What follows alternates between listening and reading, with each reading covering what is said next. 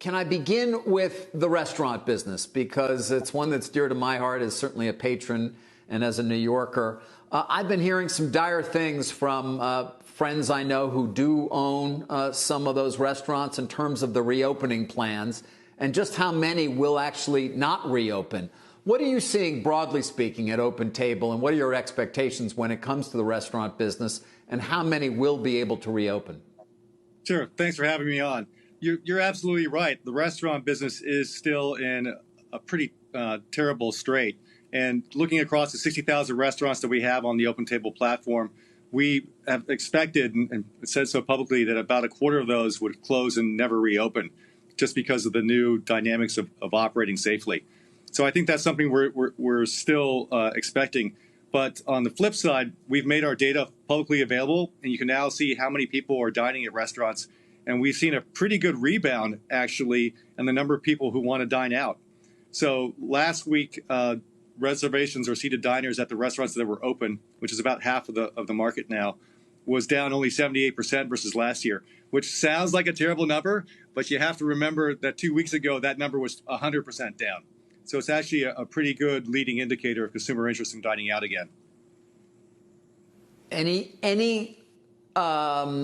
Anything showing up in the data? And I know this is only recently. We're looking here, though, at Phoenix and Miami, for example, where there's been this resurgence or surge in cases, I should say. Any data that indicates whether things are moving now in the wrong direction there, Steve? Well, look, I think everyone's watching case count closely because the most important thing, of course, is the nation's safety and the safety of our citizens. And, you know, the impact of loosening restrictions, naturally you're going to see cases go up, particularly as testing capability goes up. But the thing to most watch is what's happening with hospitalization. So if you do get sick, how well are you treated? Are we overwhelming the hospital system or not? And so far, all those indicators look good.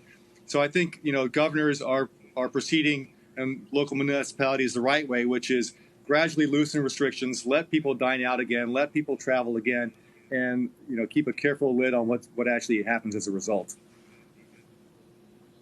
What about Kayak, Steve? What are you seeing in terms of the reservation numbers there? How far away are they from normal? It's funny. Kayak was actually hit harder than OpenTable was because at a restaurant, you stop dining, so you can maximum go down 100%. At Kayak, we were actually down 200% because what people had booked, they canceled. So we've been watching this intently. Today, we released our data sets available to the public as well, which we've done a few weeks ago at OpenTable, and we're seeing a rebound. So people are wanting to travel again. Year over year, query volumes are down only 50%, but where people are willing to go are very different. So people are looking for nearby destinations. So car trips, our rental car business is bigger than our flight business right now, for example. And then if you do get on an airplane, where are you going is different. You're not going to traditional crowded tourist hotspots like New York or Paris or London. You're going to places that haven't been hit hard by the virus, that are outdoors, that have beaches. So think Hawaii, think Florida, and if you're willing to travel internationally, think Caribbean and Mexico. I mean, can you imagine either business, OpenTable and Kayak, ever really getting back to pre-COVID levels and pre-COVID behaviors without a vaccine? I think so, but it all depends on what the path of COVID looks like. You know, obviously a vaccine makes it a lot easier and restores consumer confidence much more quickly. But, you know, I think whether it's COVID or another disease, it seems like we're getting these every 3 years or so. We just need to be able to have the tools to manage them because the consumer demand for travel and dining is always going to be there. You know, we foresee a pretty slow rebound on this, despite these encouraging indicators I was just talking about. So we put out there publicly that we think this comes back in 2023 to 2019 levels.